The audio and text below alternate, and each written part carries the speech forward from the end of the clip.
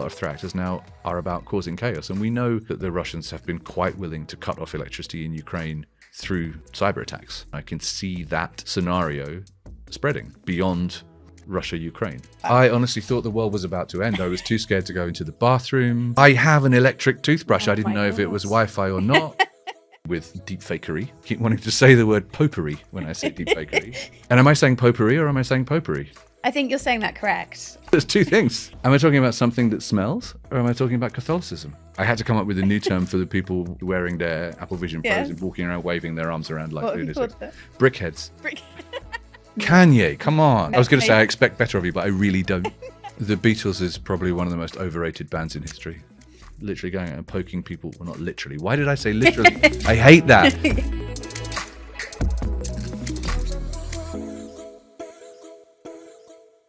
You are watching the first ever edition of Grab the Mic with a man.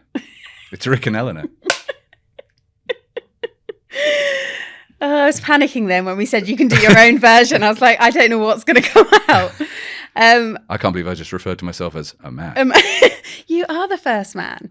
And you're dispelling the myth that Grab the Mic podcast is only for women, which a lot of people seem to think, including yourself. I thought I was worried about doing it because you invited me, but I'm not a girl. As if I hadn't noticed. Right. It's weird though, isn't it? Because it just so happens I've had 6 podcasts with women. Had it been the other way around and I've had 6 men, I don't think anyone would have had the assumption that this is a male podcast. But because it's the other way around, it has. But anyway. I thought, because for me, it was about the whole initiative, the whole Grab the Mic initiative. Yes, because of the Grab the Mic event as well. Yeah, it probably is quite confusing. But you're here to break the rules. Myth. And we know you like to break rules, so it's it's the perfect fit. I don't like to be bound by them. Do you want to introduce yourself, or would you like me to introduce you? You should probably do that because I'm really bad at it. Okay. I fail to believe, actually, that anyone watching this or listening to this doesn't know who you are, Rik. But for those that don't, the new job title, I believe, VP of Security Intelligence at Forescout. Well done. Yeah? Yes. Very long-term trend microer. 15 years. Thought you'd be wearing that hat forever. Yeah. So I still associate you with that brand even after a year or two. It's a difficult thing to get away from, and sometimes I will try to say the name of my current employer and say the name of my prior employer. But that happens, right? It happens to everyone when the year changes. So that's true. And I do still get described as ex-InfoSec editor before my current title most of the time. It happened, and when I think about people that I've worked with in the past who held senior positions in other impressive places, like ex-advisor to the US president, cybersecurity, something. And I often wondered, how long can you be an ex-something before it becomes irrelevant? That's true. What do you think the answer is? 2 years max, probably. Okay. I mean, the experience is still relevant, but the fact that you used to do that job is really not the point anymore. So I interviewed someone once that said the reason they hadn't moved on from their current role is because they were still only one role away from their past role, which was a public sector role. And it was still relevant and it still gave them demanded a certain level of respect. Whereas if they then moved to another role, because that role was 2 ago, it wouldn't matter anymore. Yeah, then your the thing you just did, which isn't as impressive as the thing that got you the job that you're now doing, kind of. Yeah. It's interesting. That's probably true. And I think that is a lot of what it impacts your hireability to a certain extent. People, especially if it's a public-facing role, want to pay for that cachet. And when you go to the next job along, you've lost that. Yeah. I think it's true. I think what you've just said is totally true. Your job role aside, a little bit more about you. The ways I would think of you love music. You hate conforming. You're actually surprisingly quite introverted, I think, which a lot of people wouldn't know.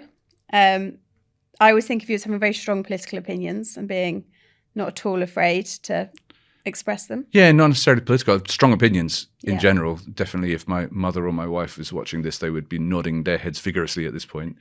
Very strong opinions, not always right, but always sure that he is right. And a Brit that has moved to Warsaw. Yeah, I mean, that's not I lived in France also before a couple of times. I taught in a technical school in France. for a year in deepest, darkest France in a place called Limoges, which was famous for porcelain and basketball. And then a few years after that, I lived in Paris for a year working in a bookshop. And now Warsaw in Poland for love. How do you like living in Poland? I obviously love it because I moved there in 2011 and we moved back to the UK in 2016. And it was me that was pushing to go back to Poland. We eventually went back again. Oh, really? Yeah. I would have thought it would have been the other way around, obviously. No, it was definitely me. Warsaw is a fantastic city. Yes. It has this incredibly young vibe. The food scene is amazing, and I love food. The restaurant scene is incredible. And the people are just really warm and welcoming. We've made some really good friends out there. And an amazing house that you've built. Yes. Yeah. Yes. Although, see, this is the political opinion thing. I keep looking at the viewers. With the way that obviously the war in Ukraine, the invasion of Ukraine is going right now, and the political situation in the US, I mean, it's right next door to us. So we have to think about exit strategies if they become important. So we finished building the house. We moved in March last year. It's great, but now we're thinking if the wrong decision is made in the US election, I'll let you work that one out. It might be sensible to sell the house so that if we do have to run away, we don't have to leave anything behind. God, it's sad that that's what you're having to think, though, isn't it? Yeah. I'm loving the direct cameras. Because no one else done that before. I like it. You mentioned your wife and your mum. What would they add to the? I've given a few highlights of things about you that people might not know or might know, but how you're well known as. What would they add to those? They're very proud of me, both of them. They've both obviously seen the negative side of me that I hopefully make significant efforts not to show to everybody. But my mum knew me as a teenager. It was probably an adventure. Although I don't think I was as bad as my brother.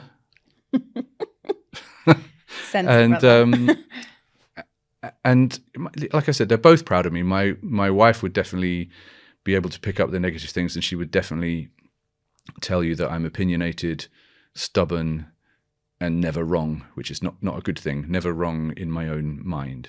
And it is something that, but she's as opinionated as I am and as strong-willed, or possibly even more strong-willed than I am. If we need to negotiate the price on anything, I send her.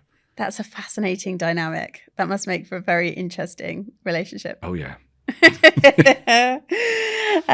Okay, perfect. I'm going to start, as always, with a few quick-fire questions, which you have no idea what I'm going to ask you. Favorite dodgy metal band? Dodgy metal band? None of them are dodgy. Oh, no, hold on. There is one. Favorite dodgy metal band would have to be a band called Rothschild out of Evesham. So in the very early days of like the second wave of glam rock, not the 70s glam rock, but the 80s one. So Motley Crue started in like 1981, and I think Rothschild were close on the heels of that, but they were a UK glam act, which they kind of didn't benefit from the punk street vibe that Motley Crue had going on. They were a bit more pantomime, but with spikes on.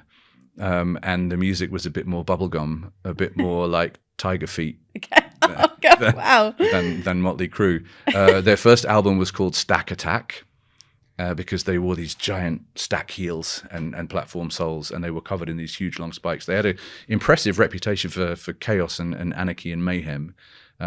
But the music did not reflect that at all. Did you replicate? Did you try and wear the boots? I know you used to. I never had platforms. So my school uniform, part of my school uniform was black or grey trousers. So I used to wear black plastic trousers, black PVC trousers, and get sent home for it. And of course, cowboy boots on the outside, because that was the law if you were into rock in the 80s. I'm getting Ross from Friends vibes with the black trousers. Okay, name one thing that is unticked on your bucket list. Oh, God. Or as yet unticked, hopefully. You know what it is? It's to go to South America, because I've been to every other continent. Luckily, it's been really good fortune for me that I've been able to travel a lot for work. So I've been to a lot of countries, a lot of continents. But it just so happened that any time I've been asked to go to an event in South America, it's had a conflict with something else that I was doing. So I really need to tick that one off. So conference organisers in South America, get in touch. We're talking to you. Astrology. Believer or think it's a load of crap? It's a load of bullshit. It's absolutely untrue. Although I was into the occult a lot as a teenager.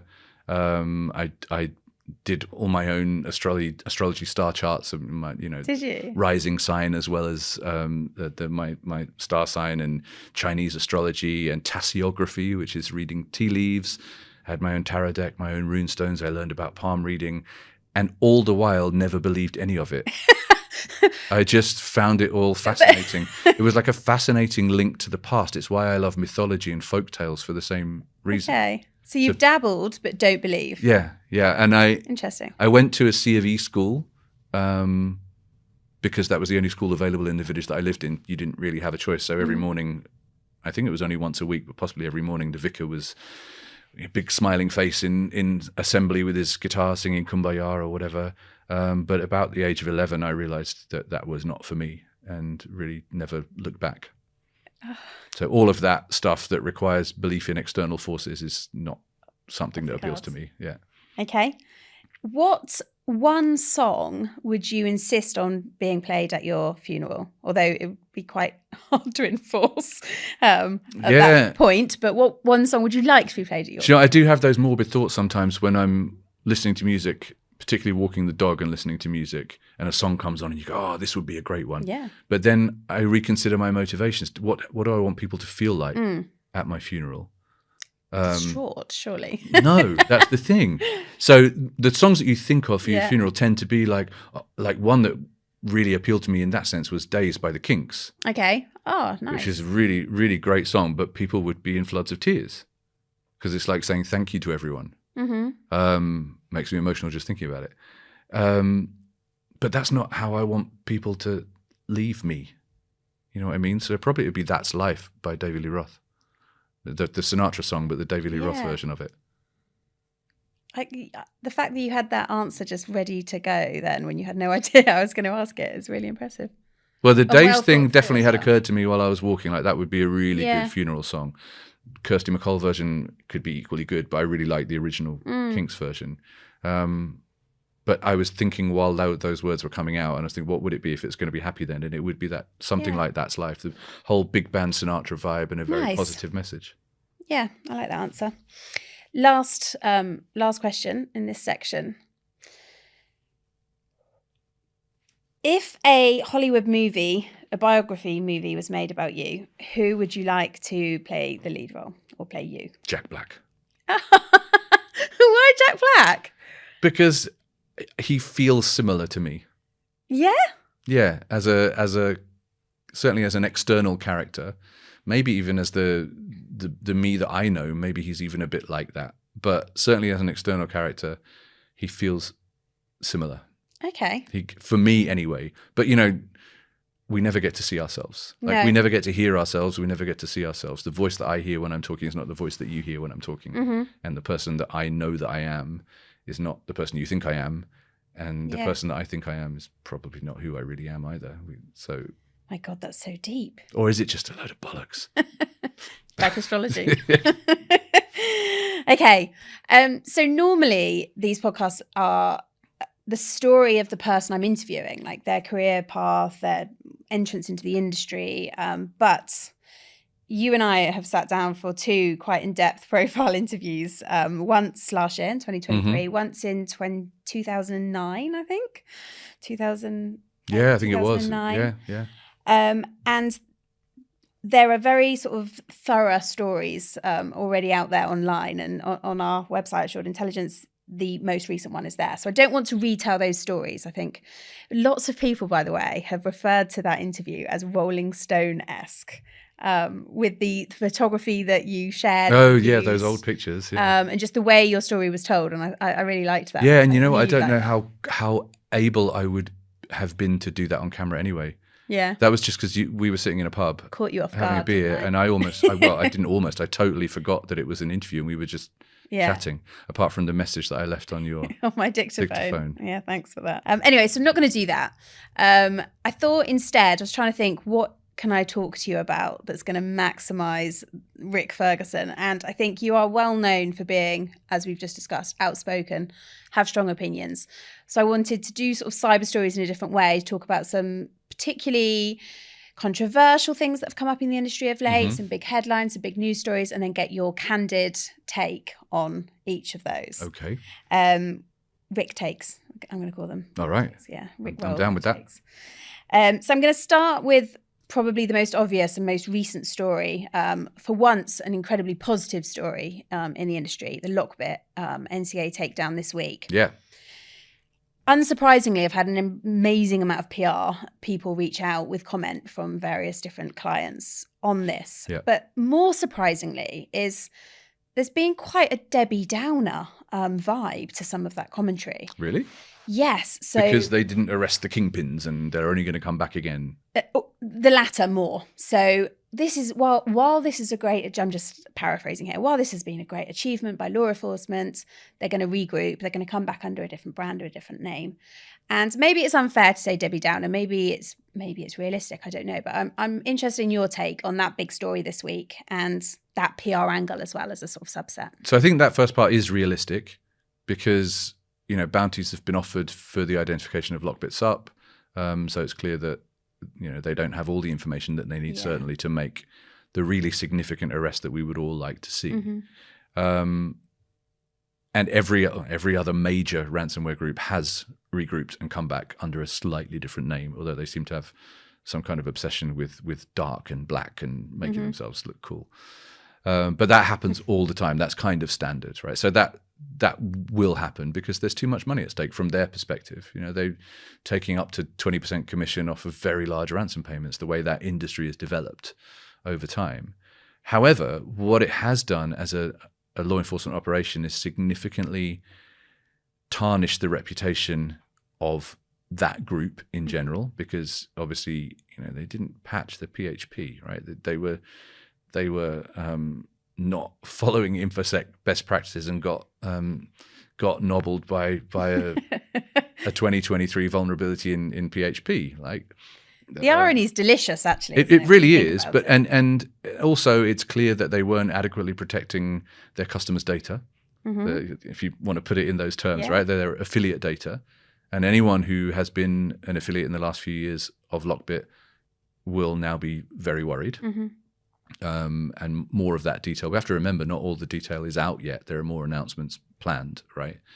So it's definitely tarnished the reputation of being a ransomware affiliate in general. So hopefully that will scare some people away. There are a couple of arrests made already. I think we can expect to see more. The more that happens, the less people will want to take that risk, because the argument for a long time has always been, why aren't more arrests being made? Why are we just going after infrastructure? And it has been difficult. But when you hit a treasure trove of data, like taking control of an entire infrastructure belonging to a group like that, then I think we can expect to see significant enforcement action against real people, not against infrastructure. So for me, that's a really, really positive outcome. They'll almost certainly come back. But everybody learns lessons from this, not just the bad guys. Yeah, they'll probably patch their PHP next time, but but law enforcement will have learned an awful lot of lessons about Lockbit tradecraft from all of the information that was available to them through the course of the investigation. And when you say, and they've said there will be further announcements, what are you anticipating? They're going to make definitely more announcements about the infrastructure, about the tradecraft, about targeting, and I expect to see further informations and arrests at the right time about people involved. Yeah. I think it's just been, I've genuinely been buzzing about it. It just feels really good to have a win in this industry. And I think particularly against a group that had such a high profile and was being so successful from a criminal perspective and having such a significant societal, business and financial impact. It's almost as if, though, we are programmed as a sector to see the cynicism or eke out the cynicism in any situation. Yeah, and there's been other kinds of cynicism, like, oh, what are the threat intelligence companies going to do when ransomware goes away? It's like, that all existed before ransomware was a big deal. There still will be security requirements, security experts, security companies, unfortunately. People used to ask, many years ago now, but one of the things people used to ask me in interviews was, do you think we'll see a world without cybercrime? And I said, yes, definitely. Please tell me I was never one of the people. I don't think so. I don't know. But my answer was always like, yes, absolutely we will, at the same time as we see a world without crime. Yes. It's like, of course we won't. Cybercrime is really no different to older forms of crime. In fact, it's directly related to a lot of it. It's just new tools, new methodology. As we develop and evolve the way that we act, interact, do business, so does crime. And ever has it been the case. Like the 419 scam that we still see in our inboxes today goes back to the early 1900s. Yeah. Ransomware is just extortion. It's amazing to think that I probably had a career as a cyber journalist for about 10 years before we even wrote about ransomware. And it is baffling now, but it genuinely wasn't really on the agenda. Although, ransomware dates back to the 5.25-inch floppy. Ransomware is as old as the first ever ransomware was delivered on a 5.25-inch floppy disk. It was written by a medical doctor. His name was Dr. Pop, which sounds like a joke. But it's not. It does, yeah. Dr. Pop. See, if I recall all the details correctly, it since became known as the AIDS Trojan, AIDS as in HIV, because the software on the disk that was distributed masqueraded as a questionnaire, a quiz, to assess your likelihood of being exposed to HIV. Written by a medical doctor, it was a fully functional questionnaire that would give you a result at the end. There's speculation about why he did it, but he created this thing. He used the postal service to mail this disc out to doctors, hospitals, medical institutions. Some of the speculation is that he was pissed off that he got passed over for a job at the World Health Organization and was a bit angry about it, and so did this. But at a certain point, after a certain number of days, it would stop working. It changed all the file extensions on the hard drive, which back then, certainly for medical professionals, is as good as encryption. Like those files are no longer accessible. And it changed the screen to a message on red that basically said, you're using unlicensed software, you haven't paid the license fee. And it was basically asking them to pay with a check or a postal order to a PO box in Colombia. And that was the first ever ransomware. Wow. The guy was arrested. He was arrested at Schiphol Airport in Amsterdam because he was reported by another passenger for behaving weirdly. Apparently he had scrawled across his luggage at baggage reclaim, Dr. Pop has been poisoned. I mean, this is like a real story. So obviously he was kind of pulled to one side. They had a look through his luggage and they found a whole load of these floppy disks in his luggage. This is insane. He ended his days in upstate New York running a butterfly sanctuary.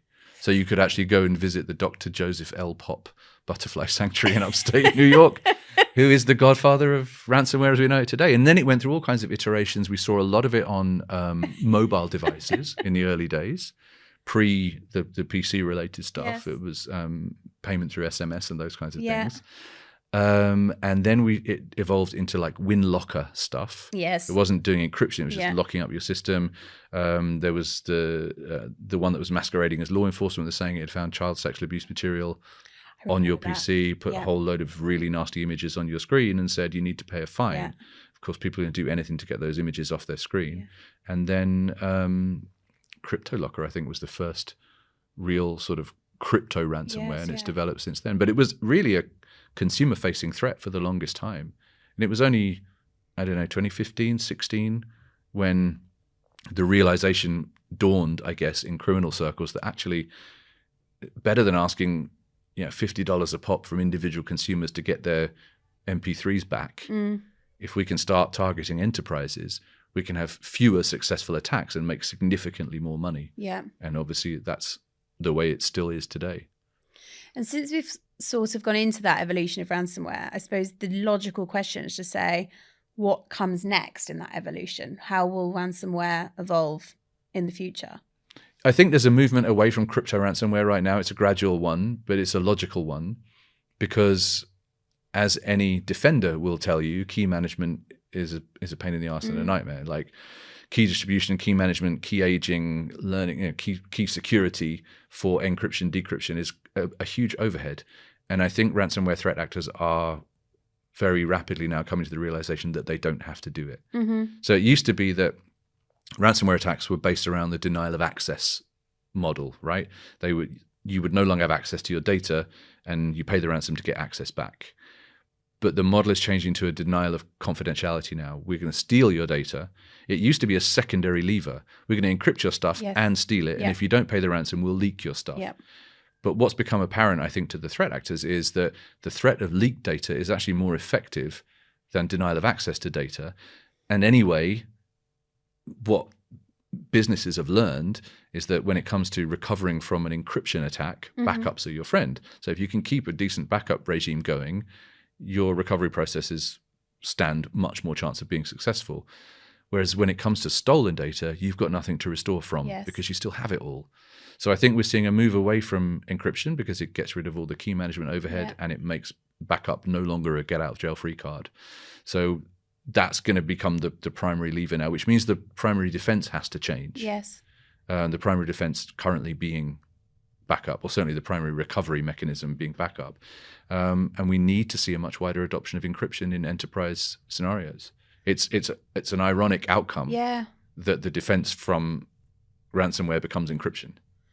It's interesting because it's sort of cutting out that middle part, which is the disruption. Like at the moment, it's the business continuity element, isn't it? Quite often. And it means the threat actor can fly under the radar for longer. Exactly. Which that when ransomware really hit for us as security vendors, it was like, oh, this is a reversal of everything we've been saying. You know, it used to be that we were worried about stealthy attacks that had spent a long time on your network and were able to position and pre-position and take data for a long time.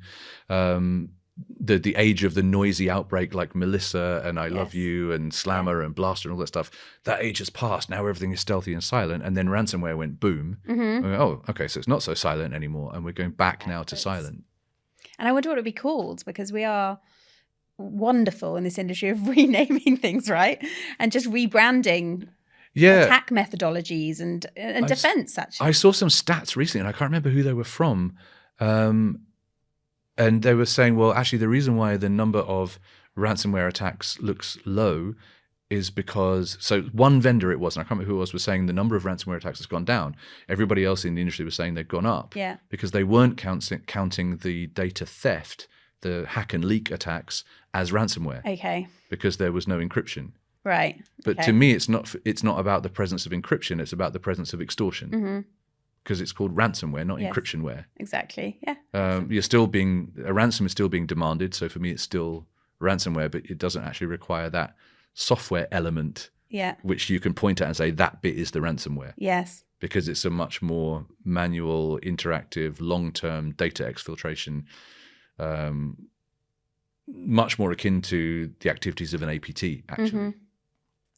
Long-term, persistent, silent, stealthy, those kinds of things.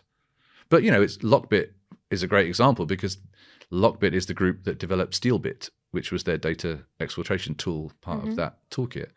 They could come back with a revamped version of just the Steelbit element. I could literally do this whole hour just on ransomware with you.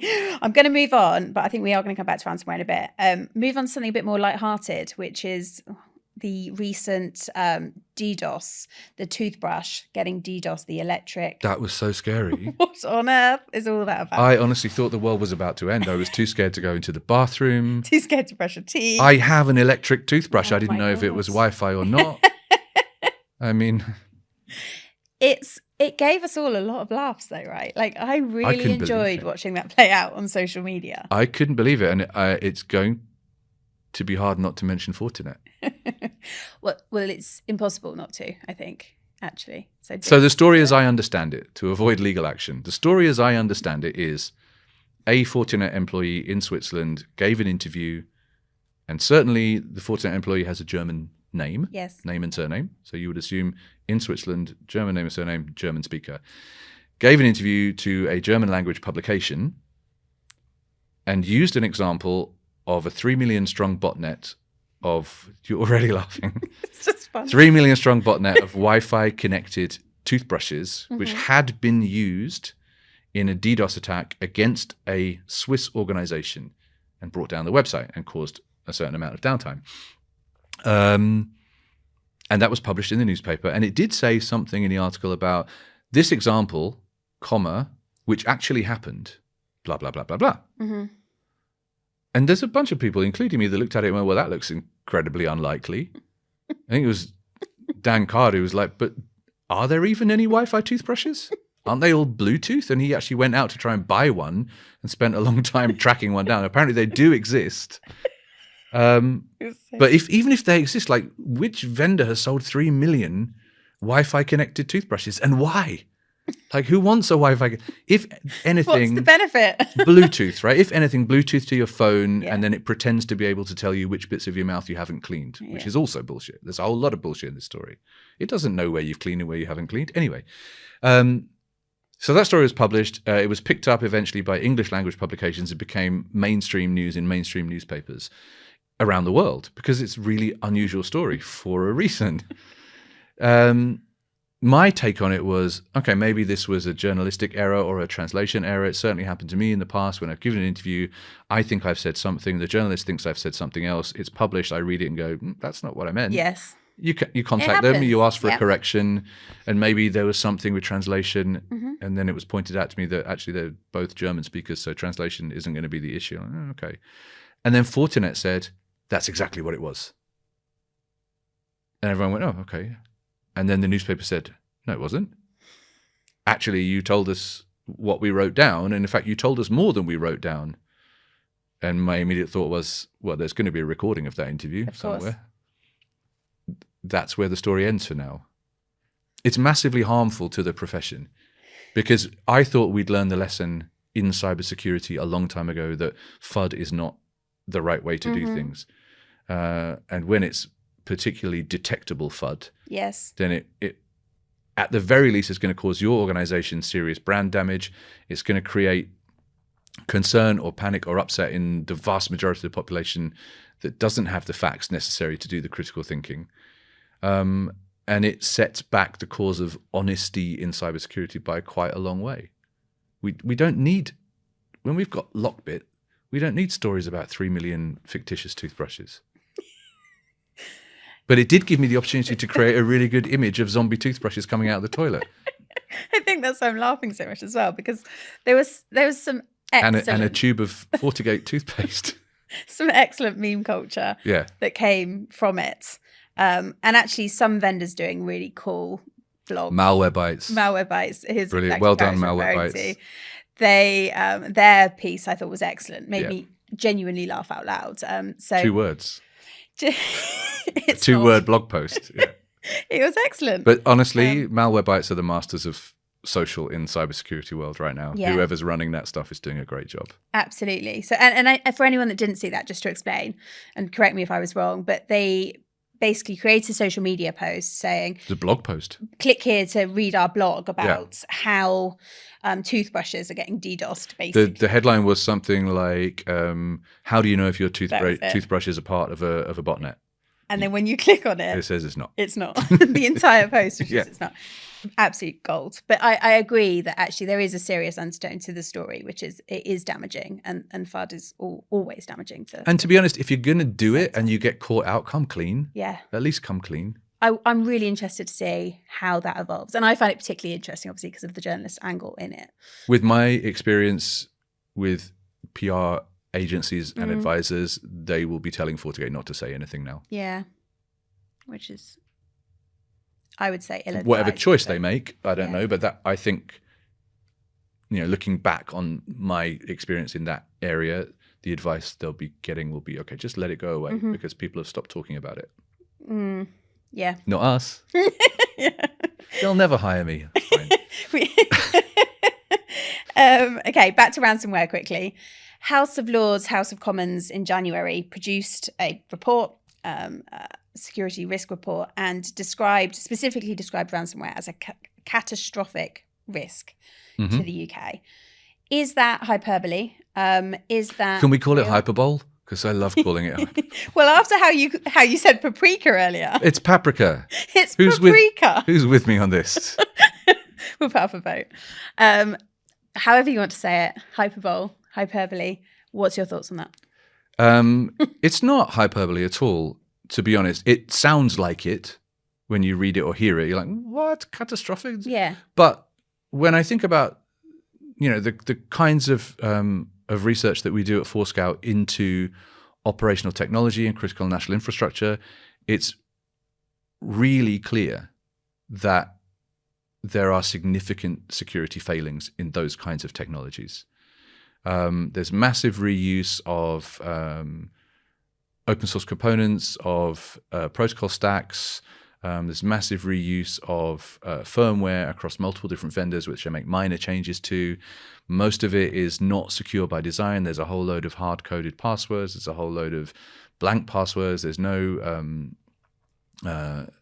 built-in security mechanisms in terms of anti-replay, for example. There's a lot of stuff missing from the OT, what is rapidly becoming called XIoT, extended Internet of Things, whether that's operational technology, building management systems, IoT, medical devices.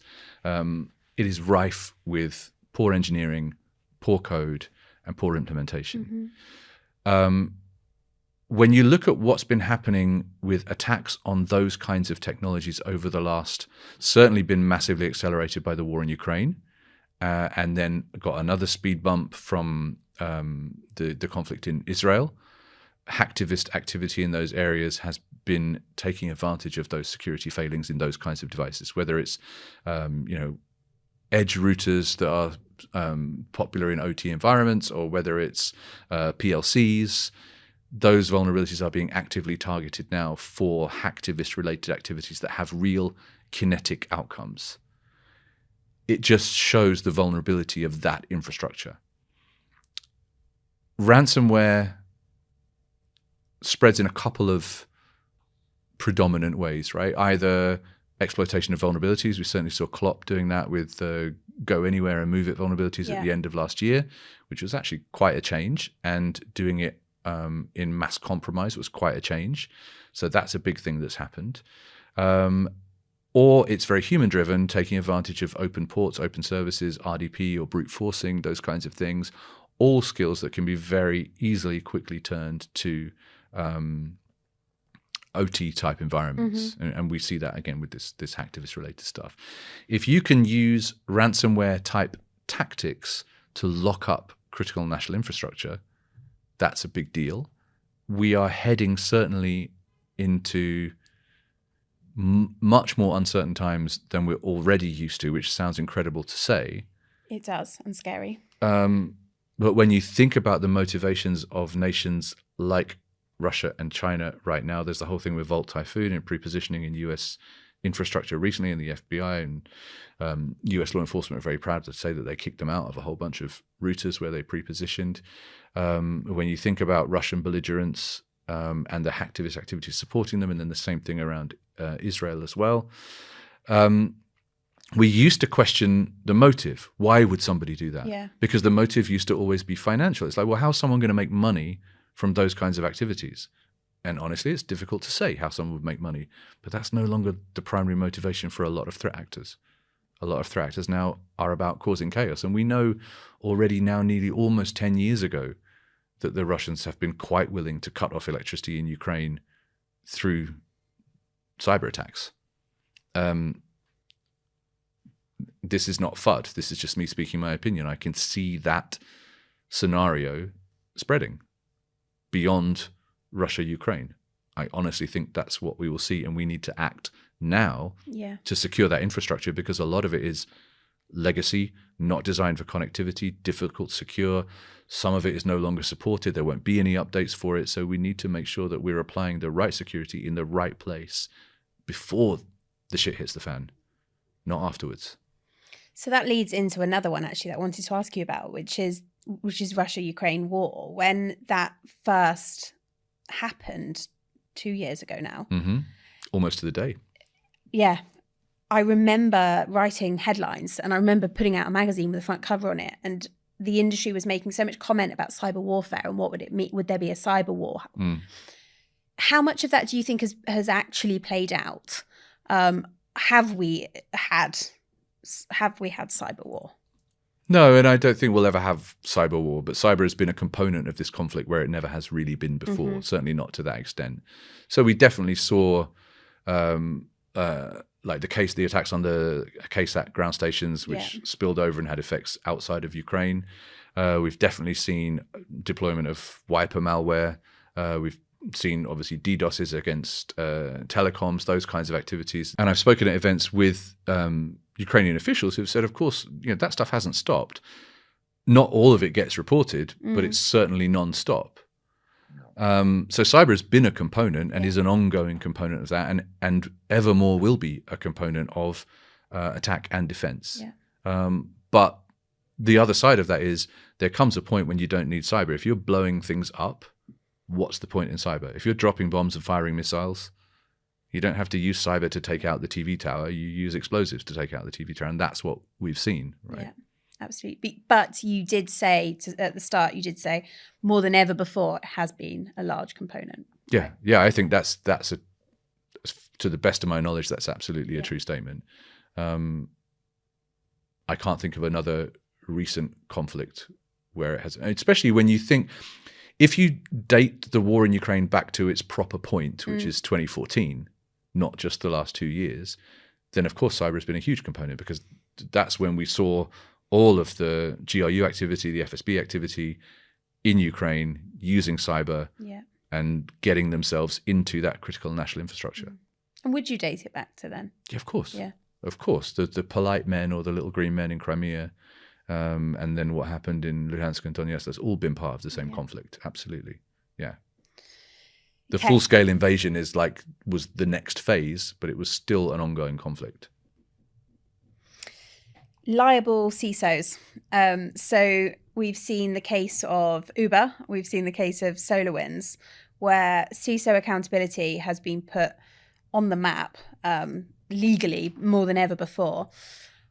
What do you think? Firstly, do you agree with that? Do you think that's the right thing to do? And secondly, do you think that's going to have an impact on our ability to attract people into this sector with the intent of becoming a CISO? Is it going to impact our hiring power? So I don't think it's going to impact that. Okay. And I think the reason for that is very simple, that we already have liable officials within organizations and they don't have problems hiring them.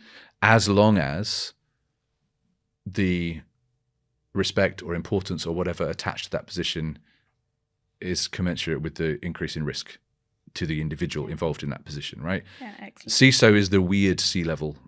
It's not a C-level, but it is a C-level, right? It doesn't usually get a seat at the table with the CEO, CTO, COO, CMO, all the other Cs, right? They're this weird half step below, maybe even reporting oddly to the CIO, which is a conflict of interest in itself. So I don't think it will impact as long as that position is elevated to its proper place. And the reason for that is that those other people are covered by D&O insurance. So as long as the director's not an officer's insurance for an organization will cover that CISO position, then actually the questions of personal liability are kind of removed from the equation because it's covered by insurance. Of course, that's not going to cover potential jail time, but that depends on the kinds of, if it's just negligence and you become financially liable. But if you do something illegal, then of course you were going to be liable for your illegal actions anyway, irrespective of being liable by the SEC or any other organization. Should they be? Probably yes. If it serves to focus the mind on addressing, but this is where practitioners need technological help. If it focuses the mind on dealing with the right things at the right time in the right order, doing the right thing in difficult circumstances, then it can only be a benefit. If it puts someone off putting things off, then it's a positive advancement. But when I said that's where practitioners need help from technology, at the moment there's an overwhelming amount of things that you feel that you need to be concerned with, and that you feel all need to be addressed simultaneously, which is clearly impossible.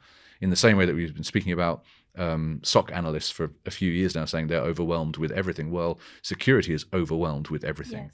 And the key to that is prioritization, finding out what is the most likely thing to occur that's going to inflict the most damage to the most critical systems within your organization, and being able to focus in on those things and hit them in the right order. Hit the most likely, most important, most damaging things to your most critical systems first, and the things that are significantly less likely to occur can wait until you have the time to do it. And if liability focuses the mind on doing that, that's a really good thing because it improves security. It's a really divisive topic, actually, and I don't know where I sit on it. Like I typically agree with all sides and every opinion I've heard on it. Yeah, it's interesting. For me, it's like certainly in the two examples that we're citing at the moment in terms of CISO liability, which is SolarWinds and Uber, the ones that basically drive this conversation right now. I totally get why people want them to be liable. Yeah. You know, one was giving materially incorrect statements about a company's cybersecurity position when they were in full knowledge of the facts on the ground at the time when they were making the incorrect statements. That's clearly wrong, right? It's morally wrong, ethically wrong, business wrong, all kinds of wrong. And the other one is about taking someone who's basically holding your organization to ransom and pushing them into a bug bounty program to make the problem go away, which also is morally wrong, ethically wrong, business wrong. I want to pick up on one thing you said, which was interesting, which is there's a conflict of interest with CISOs reporting into CIOs. Can you sort of validate that a bit further? What makes for me, it's like, so the CIO, Chief Information Officer, is responsible for making a whole lot of technology choices when it comes to dealing with predominantly digital information within a business. Yeah. And the CISO is responsible for securing those technology choices that they didn't necessarily get to make. So if you make that person report to the person making the technology choices, you put them in a very uncomfortable position of having to tell their boss that the decisions they made were wrong. So there's going to be a great temptation not to deliver that news. I've not thought about it like that before. In terms of the power dynamic as well, which makes it particularly interesting. The power dynamic is really important, and it's something that I've said a lot recently. Is one of the, what can we do about this kind of stuff?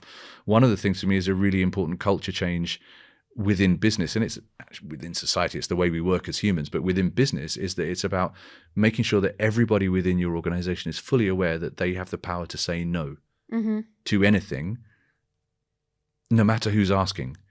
If someone is asking you to go outside process, even if it's the CEO phoning you directly and saying, I need you to go and buy me a gift card because we're doing this thing, which is a well-known scam tactic, right?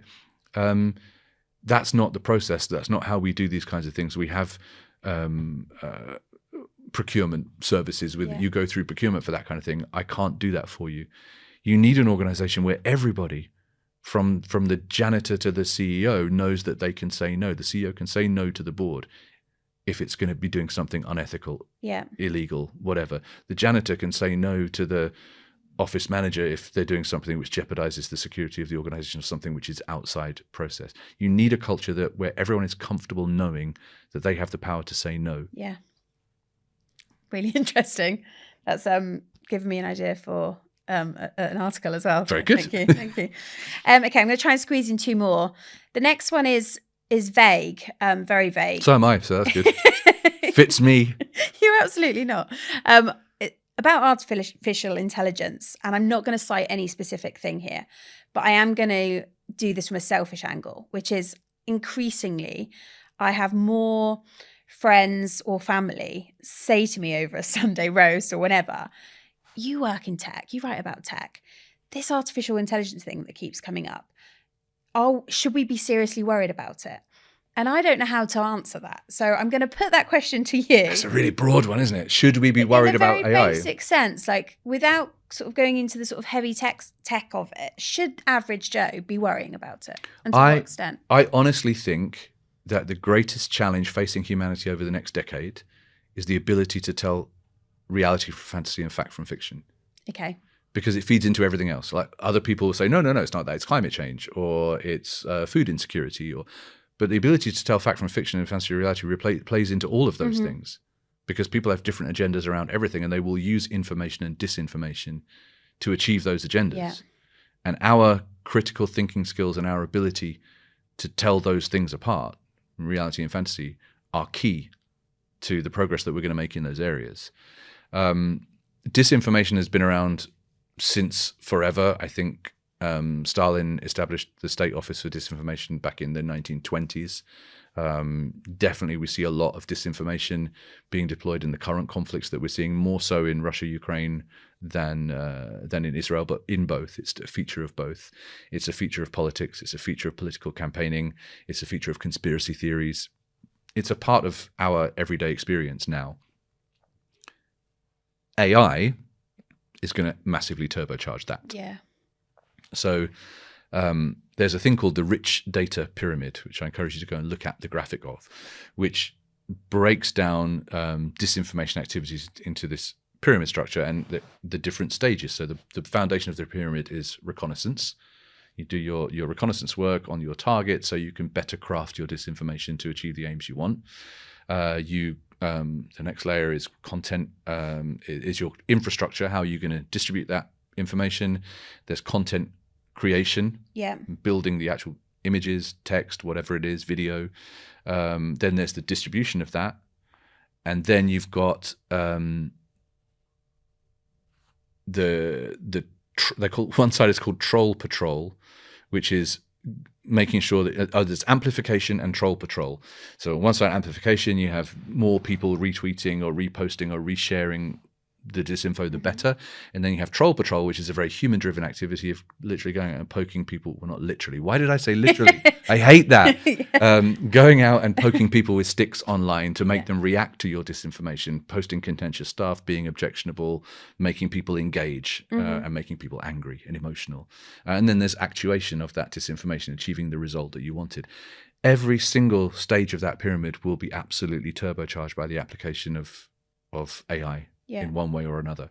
You can build an online army of fake persona that you can manage for a period of time to have, a 4 or 5 year history of completely normal, credible posts that look like real people and activate them at will as a part of your disinformation army. You'll no longer click on the profile and go, oh yeah, bot. You'll go, oh, this is a real person who suddenly believes something really weird. Creation of the content, distribution of the content through this automated, created, credible army of fake persona.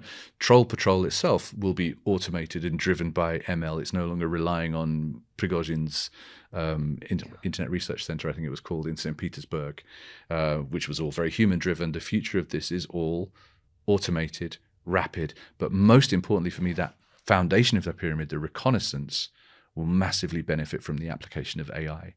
So the reconnaissance part when it comes to disinformation is about examining a huge amount of data about your target. And if your target is a country, it's about examining all the information about the society in that country, where the points are, the fractures are, where people disagree with each other right now. Where's the point where I can stick my crowbar in and get the greatest result from the disinformation action that I'm going to achieve? What do people argue about right now, and how do I exacerbate it? The ingestion of data by machine learning will massively speed up and make more accurate all those kinds of activities. So you know what to create, where to put it. You can do sentiment analysis. You can achieve virality much better. You can do fine-tuning of campaigns on an ongoing basis because you've got the feedback loop telling you what disinfo worked, what didn't work. And combine that with, I'm being so depressing now, combine that with the world of Apple Vision Pro and all the hardware that will follow on its heels. And if you think, I distract myself. So I know where I was. I'm going to come back to that point. But you've got a segue, haven't you? Do you remember Google Glass? Yeah. And when people were using it in public, people were calling them glass holes. Yes. I had to come up with a new term for the videos that I've seen of people online, which are ridiculous, wearing their Apple Vision Pros and walking around, waving their arms around like lunatics. Brickheads. Nice. I'm proud of that one. Anyway, so in that world of all the hardware that will follow Apple Vision Pro, and you think you're a brickhead now and you've got this thing on. Imagine, remember what the first iPhone was like and where we are now. That wasn't actually a very long period. This will be iterated on, improved and refined and made smaller and everything else. When you put disinformation in that world, where the internet is no longer a thing that you go away and consult and then come back to real life, it's actually overlaid on your experience of the world for as long as you want it to be. Imagine the application of social engineering and disinformation in that kind of scenario. You can literally, and I mean literally, make someone turn a different corner if you want to. You can change what people believe, you can change the way they act, and you can change the way they think and feel. I'm a firm believer that things like elections and referenda, have already been influenced through the application of disinformation, and that was in the world of manual disinformation. We should worry about it, and we need to work out. We all accept that we're in a post-truth society, and what we need to work out is what is the post-trust approach to truth, because we can no longer trust something simply based on its provenance. We have to work out how does trust work now going forwards. I find deep fakes one of the most terrifying things, and not in the sense of the voice cloning to convince a CFO to transfer X amount of money or anything like that, but in the sense of things like pictures of my children that are on social media being taken and used for wrong purposes. I never used to care about it, and now I do. You never think about it, and they're taking away things from us that shouldn't be taken away. That lovely innocent concept of having a lovely photo of your child and wanting to put it for your friends and family to see, or people being convicted of a crime they didn't commit because of a deep fake or the way disinformation is used. It's terrifying. And deep fakery is going mainstream. I saw an example end of last week to do with the election campaigning in Indonesia right now. Yeah. Indonesia had a terrible dictator for 30-something years, Suharto. I don't know if that means anything to you. It's a word from my childhood. He died a long time ago. He's been resurrected as a deepfake for the election campaign of the party that's descended from his party today as a part of their current campaign. Being used in the political campaign. They've made a video of the guy and they're using it in the campaign. Oh my God.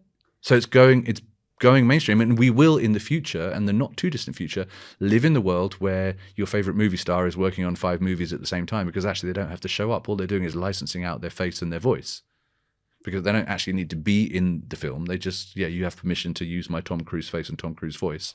Go ahead. I don't actually have to show up and act at all. So they'll be on fire. So we'll live in, and your politicians will be appearing virtually in many places at the same time. So we'll be living in that world where it becomes normal to ingest that kind of content, to see that kind of content on a regular basis. So our ability to discriminate will be massively negatively affected. So we need to work out mechanisms to help us develop critical thinking skills, to work out how we ascertain trust in information, and to work out how, at the time of creation of content, we can effectively identify it as being legitimate.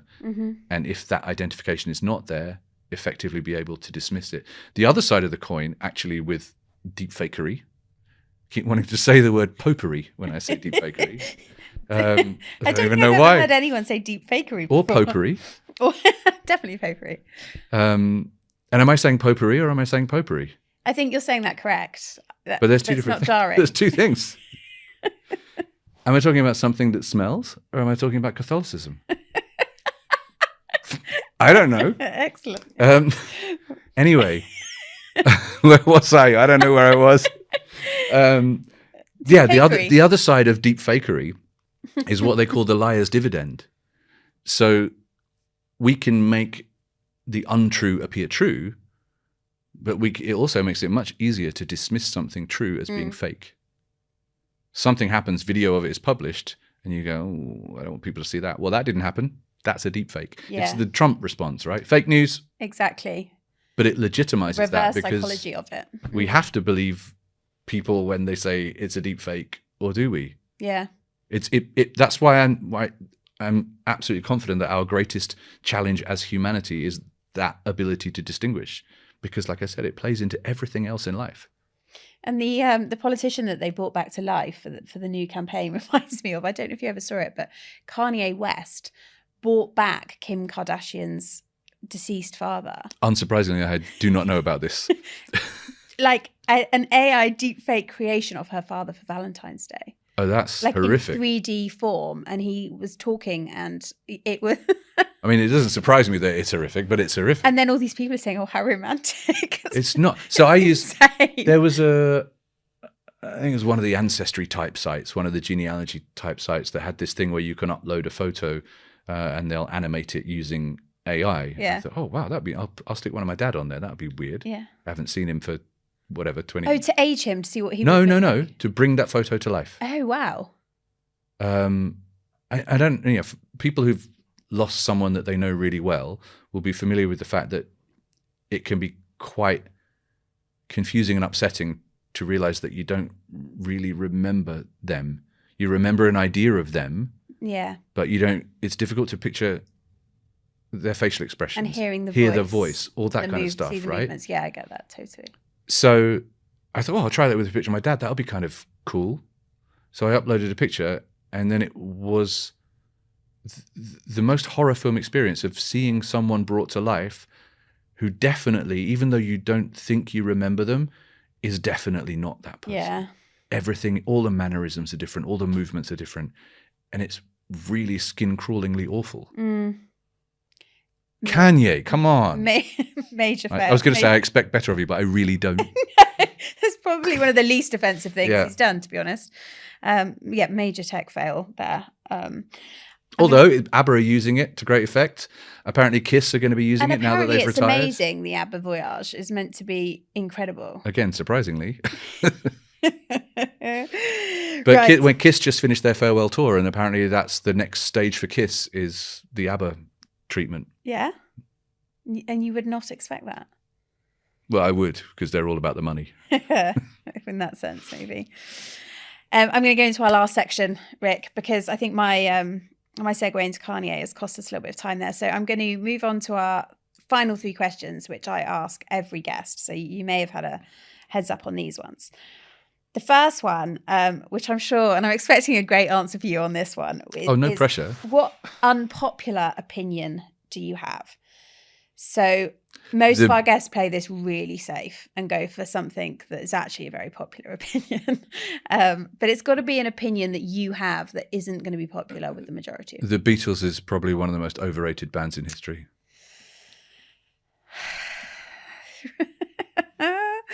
Do you really think that? Yeah. Yeah. Yeah, the vast majority, a significant proportion of their career, they were a boy band doing jangly pop. And then they discovered LSD and did some musically interesting things. But they were not the geniuses that they made out to be. And then you go on to the solo work and it's kind of like, oh. Now the talent is exposed and you go, oh my God, it was George Harrison all along. Like, obviously John Lennon did some amazing stuff as well. But I don't think I'm not saying they were rubbish. I'm saying they're the most overrated band in history. The Kinks were better. If you're going among peers, chronological peers. That's just reminded me that when I asked you if you had any ideas of what you wanted to talk about in this podcast, you said how the music of the punk rock era has Post-punk era has informed music ever since, or something like created that. And informed every genre of music that we have today. That's the one. Yeah, that's true. We even hip hop is a post-punk thing. All the music that we still listen to today dates back to that fevered period between like 1977 and 1984, when all the punks had to find something else to do. I loved that was your go-to topic as well, that you wanted to talk about. Okay, next question. What is your victory song? So if you're in a particularly good mood, if you've had a big win, what song do you put on? Crank up. There's probably a couple of different answers to that. So if I want to, like what would be my entrance music, my walk-on music, that kind of thing, it would probably be something like Ace of Spades, Motorhead. Okay. Or Tragedy by Hanoi Rocks, depending on how I'm feeling. But the real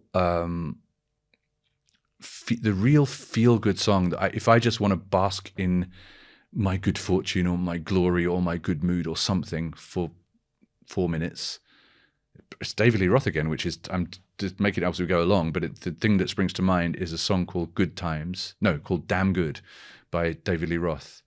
And it's really about how there's nothing wrong with reminiscing, but actually now it's just as good as then. I like that. And I'm going to have a lot of fun going through those songs, because we always play out the podcast with the answer you've given. So I'm going to choose from that. There's one more. Okay, of answers. Go on, one more. which is my like uplifting song if I'm feeling down, Okay. because we all get that sometimes, right? What's... There's a band called Enough's Enough, spelt very weirdly. Enough, Z, enough. And the song is called Someday. And one of the lyrics is, are you going to be a total loser or start changing your ways? Like, it's up to you. And that makes you happy? Yeah. Because it's like, this is in your hands. Yeah. Life is never out of your hands. It reminds you that you're in control of your mood, your life, your destiny. Nice. Last question. Can you pick a quote, some music lyrics that you like to live your life by? Or words?